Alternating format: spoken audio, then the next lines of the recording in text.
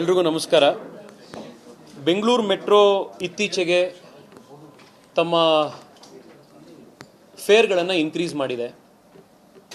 ಪ್ರತಿನಿತ್ಯ ಮೆಟ್ರೋದಲ್ಲಿ 10 ಲಕ್ಷ ಜನ ಓಡಾಡ್ತಾ ಇದ್ದಾರೆ ಬೆಂಗಳೂರಿನವರು. ಈ ಎಲ್ಲ ಮೆಟ್ರೋ ಪ್ರಯಾಣಿಕರದ್ದು ಒಂದೇ ಆಗ್ರಹ ಇದೆ, ಇಡೀ ದೇಶದಲ್ಲಿ ಹೈಯೆಸ್ಟ್ ಮೆಟ್ರೋ ಫೇರ್ ಇರುವಂಥದ್ದು ಬೆಂಗಳೂರಿನಲ್ಲಿ. ನೀವು ಈ ದರ ಪರಿಷ್ಕರಣೆ ಮಾಡಾದ ಮೇಲೆ ಇದರಲ್ಲಿ ಪ್ರಯಾಣ ಮಾಡ್ತಾ ಇರುವಂಥ ಮಧ್ಯಮ ವರ್ಗದ ಜನ, ಕೆಳಮಧ್ಯಮ ವರ್ಗದ ಜನ, ಜನಸಾಮಾನ್ಯರು, ಅದರಲ್ಲೂ ಲಾಂಗ್ ಡಿಸ್ಟೆನ್ಸ್ ಟ್ರಾವೆಲ್ ಮಾಡ್ತಾ ಇರುವಂಥವರಿಗೆ ಬಹಳ ದೊಡ್ಡ ಹೊರೆ ಬೀಳ್ತಾ ಇದೆ. ಅದರಲ್ಲೂ ಇಬ್ಬರು ಪ್ರಯಾಣ ಮಾಡಬೇಕು, ಗಂಡ ಹೆಂಡತಿ ಹೋಗ್ತಾರೆ ಅನ್ನೋದಾದರೆ, ಅಥವಾ 3 ಜನ ಒಂದು ಕುಟುಂಬದಿಂದ ಹೋಗ್ತಾರೆ ಅನ್ನೋದಾದರೆ ದಿನಕ್ಕೆ 180 ರೂಪಾಯಿ 1 ಪಾಯಿಂಟು ಇನ್ನೊಂದು ಪಾಯಿಂಟ್ ಖರ್ಚು ಮಾಡಬೇಕಾಗುತ್ತೆ. ಬೈಕ್ ತೊಗೊಂಡೋಗಿ ಪಾರ್ಕ್ ಮಾಡಿ ಸ್ಟೇಷನ್ನಲ್ಲಿ ಇಟ್ಟೋರು ಮುಂದಕ್ಕೆ ಹೋಗಬೇಕು ಅಂದರೆ 30 ರೂಪಾಯಿ ಪಾರ್ಕಿಂಗ್ ಕಟ್ಟಬೇಕಾಗತ್ತೆ. 220 ರೂಪಾಯಿ 230 ರೂಪಾಯಿ ಅವರು ಬರೀ ಮೆಟ್ರೋ ಪ್ರತಿ ದಿವಸ ಖರ್ಚು ಮಾಡಬೇಕಾಗಿದೆ. ಅದೇ ಜಾಗದಲ್ಲಿ ನೀವೊಂದು ಎಲೆಕ್ಟ್ರಿಕ್ ಬೈಕಲ್ಲೋ ಇನ್ನೊಂದರಲ್ಲೋ ಹೋಗ್ಬಿಟ್ರೆ ಅದಕ್ಕಿಂತ ಕಡಿಮೆ ನೀವು ಟ್ರಾವೆಲ್ ಮಾಡ್ಬೋದಾಗಿದೆ. ಪಬ್ಲಿಕ್ ಟ್ರಾನ್ಸ್ಪೋರ್ಟ್ ಇನ್ನೂ ಕಡಿಮೆ ಆಗಬೇಕು ಅನ್ನೋವಂಥದ್ದು ಎಲ್ಲರ ಆಗ್ರಹ ಇದೆ, ಪ್ರಯಾಣಿಕರ ಆಗ್ರಹ ಇದೆ. ಇದನ್ನು ನಾವು ಹಲವಾರು ಬಾರಿ ಚರ್ಚೆ ಮಾಡಿದ್ದೀವಿ. ಬೇರೆ ಮೆಟ್ರೋಗಳಿಗೆ ಕಂಪೇರ್ ಮಾಡಿದಾಗ ಬೆಂಗಳೂರು ಮೆಟ್ರೋ ದರ ಎಷ್ಟು ಜಾಸ್ತಿ ಇದೆ ಅನ್ನೋದನ್ನು ನಾವು ಪ್ರತಿ ಸತಿ ಹೇಳಿದ್ದೀವಿ. ಈಗ ಫೇರ್ ಫಿಕ್ಸೇಷನ್ ಕಮಿಟಿಯವರು ಮತ್ತು BMRCL ಅವರು ಯಾವ ಕ್ಯಾಲ್ಕ್ಯುಲೇಷನ್ನ ಮಾಡಿದ್ರು, ಆ ಕ್ಯಾಲ್ಕ್ಯುಲೇಷನ್ನಲ್ಲಿ ಕೆಲವು ಸಮಸ್ಯೆಗಳಿದೆ ಅನ್ನುವಂಥದ್ದು ಮೆಟ್ರೋ ಪ್ರಯಾಣಿಕರು ಮತ್ತು ಮೆಟ್ರೋ ಪ್ರಯಾಣಿಕರ ಹಿತದೃಷ್ಟಿಯನ್ನು ಕಾಪಾಡಿಕೊಂಡು ಬಂದಿರುವಂಥ ಭಾಳಷ್ಟು ಜನ ಮೆಟ್ರೋ ಆ್ಯಕ್ಟಿವಿಸ್ಟ್ಗಳು ನಮ್ಮನ್ನು ಸಂಪರ್ಕ ಮಾಡಿ ಮೆಟ್ರೋ ಅಧಿಕಾರಿಗಳ ಜೊತೆಗೆ ಮಾತುಕತೆ ಮಾಡಬೇಕು ಅನ್ನೋದನ್ನು ರಿಕ್ವೆಸ್ಟ್ ಮಾಡಿದರು. ಈಗ ಮೆಟ್ರೋ ಫೇರ್ ಫಿಕ್ಸೇಷನ್ ಕಮಿಟಿಯವರು ದರವನ್ನು ನಿಶ್ಚಯ ಮಾಡೋದಕ್ಕಿಂತ ಮುಂಚೆ ಒಂದು ಫಾರ್ಮುಲಾ ಡಿಸೈಡ್ ಮಾಡಿದ್ದಾರೆ.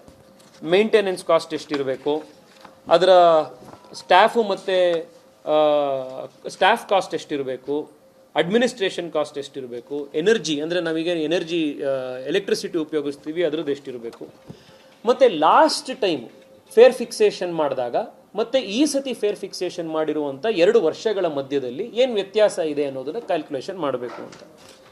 BMRCL ಅವರು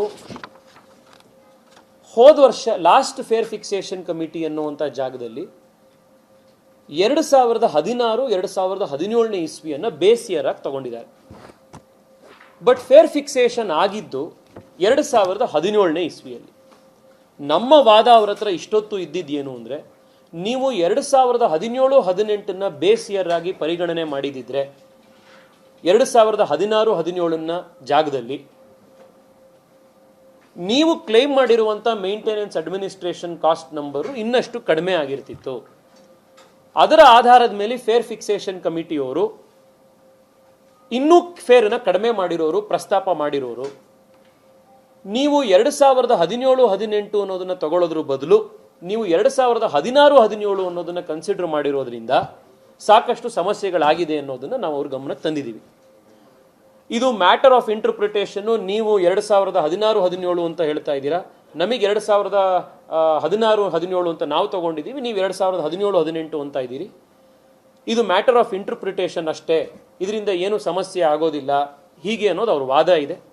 ಆದರೆ ನಮ್ಮ ಪೊಸಿಷನನ್ನು ನಾವು ಅವರಿಗೆ ಭಾಳ ಕ್ಲಿಯರಾಗಿ ಹೇಳಿದ್ದೀವಿ. ನೀವು ತಪ್ಪಾಗಿ ಕ್ಯಾಲ್ಕುಲೇಟ್ ಮಾಡಿದ್ದೀರಿ.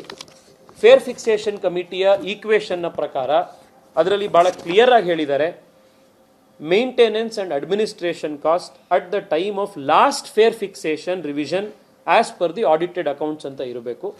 ಲಾಸ್ಟ್ ಫೇರ್ ಫಿಕ್ಸೇಷನ್ ಆಗಿರುವಂಥ ವರ್ಷ 2017-18 ಅನ್ನುವಂಥದ್ದು ನಮ್ಮ ವಾದವನ್ನು ನಾವು ಅವ್ರ ಎದುರುಗಡೆ ಇಟ್ಟಿದ್ದೀವಿ. ಅಧಿಕಾರಿಗಳು ಭಾಳ ಶಾಂತವಾಗಿ ಇದೆಲ್ಲದನ್ನು ಕೇಳಿಸ್ಕೊಂಡಿದ್ದಾರೆ. ನಮ್ಮ ರಿಟರ್ನಲ್ಲಿ ನಮ್ಮ ಏನೇನು ಸಮಸ್ಯೆಗಳಿದೆ ಅನ್ನೋದನ್ನು, ಇದರಲ್ಲಿರುವಂಥ ಮ್ಯಾಥಮೆಟಿಕಲ್ ಎರರ್ಸ್ ಏನಾಗಿದೆ ಅನ್ನೋದನ್ನು ನಾವು ಅವರಿಗೆ ಬರೆದು ಕೊಟ್ಟಿದ್ದೀವಿ. ಅದನ್ನು ಪರಿಗಣಿಸ್ತೀವಿ, ಅದನ್ನು ನೋಡಿ ನಾವು ಅದಕ್ಕೆ ನಿಮಗೆ ಉತ್ತರ ಕೊಡ್ತೀವಿ. ಅದಕ್ಕೆ ಸಮಯ ಬೇಕು ಅಂತ ಹೇಳಿ ಅಧಿಕಾರಿಗಳು ಸಮಯ ತಗೊಂಡಿದ್ದಾರೆ. ಅವರು ಲಿಖಿತವಾಗಿ ಉತ್ತರ ಕೊಡಲಿ ಅನ್ನೋದನ್ನು ನಾವು ಕಾಯ್ತಾ ಇದ್ದೀವಿ. ಜನಕ್ಕೆ ಸಹಾಯ ಆಗಬೇಕು. ನೀವು ಮ್ಯಾಟರ್ ಆಫ್ ಇಂಟರ್ಪ್ರಿಟೇಷನ್ ಇತ್ತು ಅನ್ನೋದಾದರೆ ಇದನ್ನ 2016-17 ಬದಲು 17-18 ಪರಿಗಣಿಸೋದ್ರಿಂದ ಸಾರ್ವಜನಿಕರಿಗೆ ಪ್ರತಿ ದಿವಸ ಒಂದು 10 ರೂಪಾಯಿ 12 ರೂಪಾಯಿ 8-10 ರೂಪಾಯಿ ಕಡಿಮೆ ಆಗತ್ತೆ ಅನ್ನೋದಾದರೆ ಪ್ರಯಾಣಿಕರಿಗೆ ಸಹಾಯ ಆಗುವಂಥ ಇಂಟರ್ಪ್ರಿಟೇಷನ್ನೇ ಬಳಸಿ ಅನ್ನೋದನ್ನು ನಾವು ಅವರಿಗೆ ಆಗ್ರಹ ಮಾಡಿದ್ದೀವಿ. ಇದು ಯಾಕೆ ಮುಖ್ಯ ಆಗತ್ತೆ ಅಂತಂದರೆ ಫೇರ್ ಫಿಕ್ಸೇಷನ್ ಕಮಿಟಿಯ ಪ್ರಕಾರ ಬರೋ ವರ್ಷ ಫೆಬ್ರವರಿಲಿ ಆಟೋಮೆಟಿಕ್ ಆಗಿ ಮತ್ತೆ ಫೇರ್ ಫಿಕ್ಸೇಷನ್ ಜಾಸ್ತಿ ಆಗುತ್ತೆ. ಇನ್ನು 5% ಜಾಸ್ತಿ ಆಗಬೇಕಿದೆ.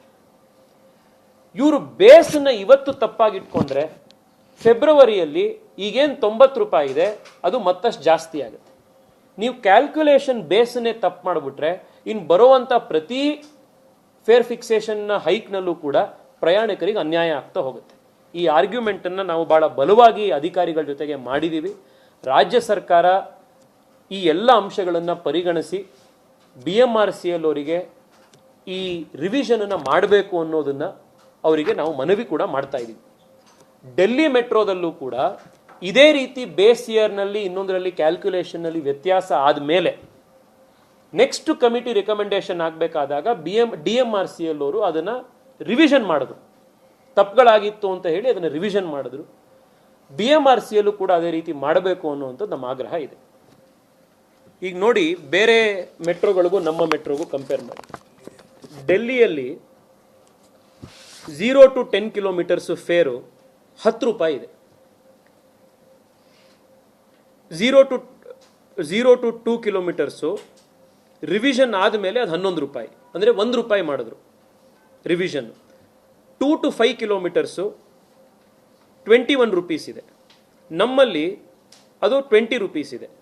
ಬಟ್ ಮೆಟ್ರೋ ಜನ ಮ್ಯಾಕ್ಸಿಮಮ್ ಬಳಸುವಂಥದ್ದು ಎಷ್ಟು ಕಿಲೋಮೀಟರ್ಗೆ ಅಂತ ನಾವು ಅಧಿಕಾರಿಗಳಿಗೆ ಕೇಳಿದ್ವಿ. ಅಧಿಕಾರಿಗಳು ಹೇಳಿದ್ದು ಅವರ ಟಿಕೆಟ್ನ ಡೇಟಾ ಪ್ರಕಾರ 12ರಿಂದ 15 ಕಿಲೋಮೀಟರ್ ಡಿಸ್ಟೆನ್ಸನ್ನು ಮ್ಯಾಕ್ಸಿಮಮ್ ಜನ ಜಾಸ್ತಿ ಓಡಾಡುವಂಥದ್ದು ಅಂತ. ಸೊ ಅಲ್ಲಿಗೆ ನೀವು ನೋಡಿದ್ರೆ ಡೆಲ್ಲಿ ಮೆಟ್ರೋದಲ್ಲಿ 10ರಿಂದ 15 ಕಿಲೋಮೀಟರ್ ಓಡಾಡೋದಕ್ಕೆ ನಿಮಗೆ 60 ರೂಪಾಯಿ. ಬೆಂಗಳೂರಿನಲ್ಲಿ ಅದೇ ಡೆಲ್ಲಿಯಲ್ಲಿ 5ರಿಂದ 12 ಕಿಲೋಮೀಟರ್ ಓಡಾಡೋದಕ್ಕೆ 32 ರೂಪಾಯಿ. ಬೆಂಗಳೂರಿನಲ್ಲಿ ಅಷ್ಟೇ ಡಿಸ್ಟೆನ್ಸ್ ಓಡಾಡೋದಕ್ಕೆ ನಿಮಗೆ 50 ರೂಪಾಯಿ. ಡೆಲ್ಲಿಯಲ್ಲಿ 32 ರೂಪೀಸ್, ಬೆಂಗಳೂರಿನಲ್ಲಿ 50 ರೂಪೀಸ್. ಬೆಂಗಳೂರಿನಲ್ಲಿ 10 to 15 ಕಿಲೋಮೀಟರ್ಸ್ ಹೋಗೋಕ್ಕೆ 60 ರೂಪಾಯಿ. ಡೆಲ್ಲಿಯಲ್ಲಿ 12 to 21 ಕಿಲೋಮೀಟರ್ಸ್ ಹೋಗೋಕ್ಕೆ ಬರೀ 43 ರೂಪಾಯಿ. ನಿಮಗೆ ಬೆಂಗಳೂರಿನಲ್ಲಿ 20ರಿಂದ 25 ಕಿಲೋಮೀಟರ್ ಹೋಗೋಕ್ಕೆ 80 ರೂಪಾಯಿ. ಡೆಲ್ಲಿಯಲ್ಲಿ 32 ಕಿಲೋಮೀಟರ್ ಮೇಲೆ ಎಷ್ಟೇ ದೂರ ಹೋಗೋಕ್ಕೆ ಬರೀ 64 ರೂಪಾಯಿ. 64 ರೂಪಾಯಿಯಲ್ಲಿ, 90 ರೂಪಾಯಿಯಲ್ಲಿ, 80 ರೂಪಾಯಿಯಲ್ಲಿ ಇದನ್ನು ಕಡಿಮೆ ಮಾಡಬೇಕು ಅನ್ನುವಂಥದ್ದು ನಮ್ಮ ಆಗ್ರಹ ಇದೆ. ಈ ಹೋರಾಟವನ್ನು ಮುಂದುವರಿಸ್ತೀವಿ.